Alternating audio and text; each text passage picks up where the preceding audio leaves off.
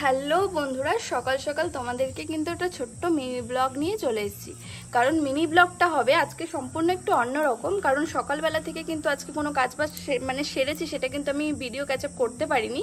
তো সকালবেলায় বৃষ্টির ওয়েদারটা তোমাদেরকে দেখাচ্ছি, তারপরেও ভিজে ভিজে সব কাজ করেছি ক্যামেরা ধরার মতন। আর এত বৃষ্টির মধ্যে ক্যামেরাটা যে রেখে কোথাও একটা কাজ করব সেরকম পজিশনটা আমি পাইনি। তো যাই হোক বন্ধুরা, তার মাঝখান থেকেও তোমাদের সুন্দর সুন্দর কটা জিনিস দেখাবো। সবার প্রথম দেখতেই পাচ্ছ আমার কিন্তু পুজো পাঠ সব কিছু হয়ে গেছে। তো সকালের শুরুটা হোক ঠাকুরের নাম নিয়ে। দেখো বন্ধুরা, সকাল সকাল কিন্তু আমার পুজো দেওয়া কমপ্লিট। সকালবেলা সুন্দর করে পুজো দিয়ে দিয়েছি। কারণ আজকে এত বৃষ্টি হচ্ছে কি করব, তাড়াহুড়ো করে সকাল সকাল স্নান ধান করে কিন্তু আগে পুজো দিয়ে দিয়েছি। আমার ভোলে বাবাটাকে একটু দেখো কি সুন্দর সেজেছে আজকে। আমার তো ভীষণ ভালো লাগে সকাল সকাল পুজো করে। আর সব থেকে বড় কথা বন্ধুরা, আমি সকাল সকাল স্নান করে পুজো দেবো, সংসারের সমস্ত কাজ করব, এটার মধ্যে যে আলাদা একটা ফিলিংস কাজ করে সেটা আমি তোমাদের বলে বোঝাতে পারবো না। আর যতক্ষণ না পুজো দেওয়া আমার কমপ্লিট হয় ততক্ষণ আমি শান্তি পাই না। তো সকাল সকাল উঠে আমি পুজো দিয়ে দিয়েছি। আর একটা কাজ, যেটা আমার মেয়ে ঘুম থেকে উঠেই কিন্তু আজকে পড়তে বসেছে, জানি না আন্টির পড়া এখনো হয়তো কমপ্লিট হয়নি। মামা কি হয়েছে, চোখ মুখ অমন করে রেখেছিস কেন? আন্টির পড়া মনে হয়নি এখনো। কি হয়েছে বাবা? পড়া করছি ভীষণ ব্যস্ত। দেখো বই খাতার কি অবস্থা, সারাটা বিছানা কি করে রেখেছে, মাথায় এত টেনশন। আর দেখো বন্ধুরা, বৃষ্টি হয়ে ওপরে কিরকম ভাবে জল জমেছে, দেখতে পাচ্ছ ছাদটার ওপরটা?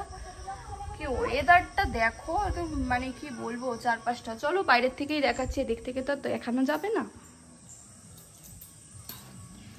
দেখো এখন কিন্তু বৃষ্টি হচ্ছে না, কিন্তু আকাশের পরিস্থিতি একদমই ভালো না। যখন তখন বৃষ্টি নামবে, যখন তখন বৃষ্টি হবে।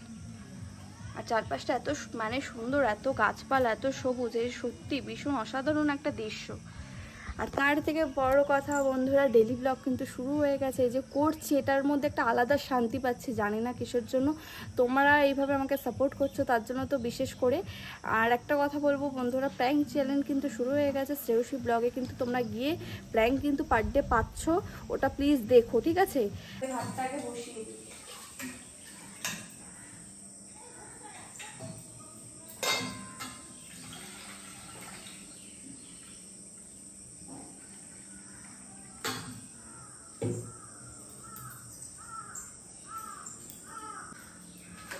ভাতটাকে বসিয়ে না পর্যন্ত শান্তি পাচ্ছি না, কারণ মেয়ের স্কুল শুরু হয়ে যাবে, তো এগুলো শান্তি তাড়াহুড়ো করছি। চলো ভাতটা দিকে হতে হতে সবজিটা কেটে নিই। দেখো বন্ধুরা, যারা ভাতের মধ্যে তাড়াতাড়ি করে একটু আলু সেদ্ধ দিয়ে দাও, যে অল্প একটু চাল আছে সেদ্ধ হবে না, তারা এই ছুলনিটা আমার মতন কিন্তু ইউজ করতে পারো। এটা কিন্তু একটা ছোট্টখাট্ট টিপস। এই যে আলুগুলো দেখছো, এটা যেমন আমি কি করি, তাড়াহুড়োর সময় যখন খুব অল্প সময় থাকে তখন আমি আলুটা কেটে মাঝখান থেকে কিন্তু এরকম করে ফেলে দিই। এই দেখো, যদি এরকম করে দাও খুব অল্প সময়ের মধ্যে কিন্তু তোমাদের আলুটা তাড়াতাড়ি সেদ্ধ হয়ে যাবে। এই যে দেখতে পাচ্ছ, এই যে তোমাদের দেখাতে পাচ্ছি নাকি জানি না, এইভাবে করে নেবেন, খুব তাড়াতাড়ি হয়ে যাবে, খুব তাড়াতাড়ি হয়ে যাবে।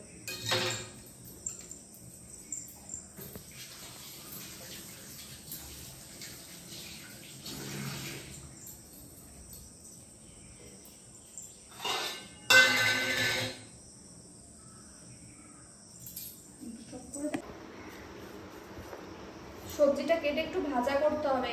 মেয়েটা একটু আলু সেদ্ধ দিয়ে ভাত খাবে বলেছে, গরম গরম ভাত ঘি দিয়ে। এইদিকে দাদা ভাই আবার রুটি খাবে, দাদা ভাইয়ের জন্য রুটি করবো। একটু ভেজে দিই, না রুটিটা খাবে কি দিয়ে? সকালের টাইমটাই দৌড়াদৌড়ি থাকে, তারপর দাদা ভাই বাজার থেকে যা নিয়ে আসবে তাই রান্না করবো।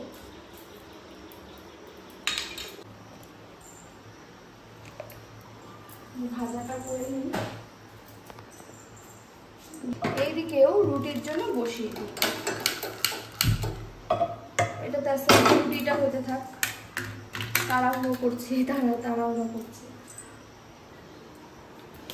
এই কটা রুটি করবো, দাদা ভাই খাবে, তাড়াহুড়ো করছি। ভালো করে দিয়ে নিলাম ভাজাটা এতে করে।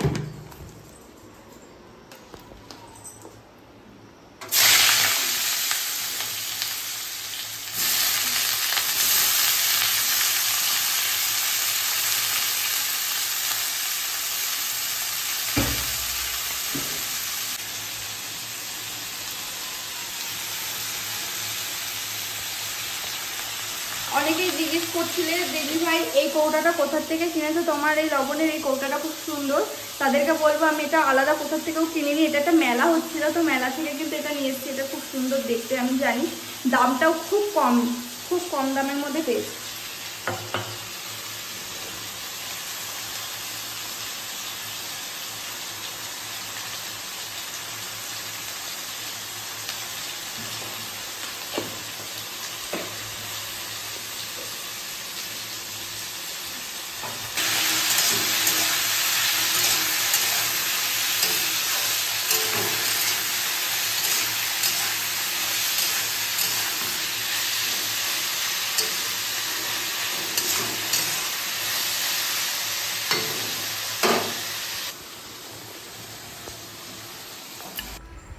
তো ছোট্ট করে মিনি ব্লগটা এখানেই শেষ করছি বন্ধুরা। দাদাভাইও চলে এসেছে, এখন খেতে দেব। তো আমার সব কিছু কাজও কিন্তু কমপ্লিট। তো বন্ধুরা ভিডিওটা কেমন হলো অবশ্যই কিন্তু কমেন্ট করে বলো। আর দেখো কত সুন্দর ঘর দোয়ার আমি গুছিয়ে রেখেছি। তো বন্ধুরা এখানেই কিন্তু মিনি ব্লগটা আমি শেষ করছি। তো টাটা।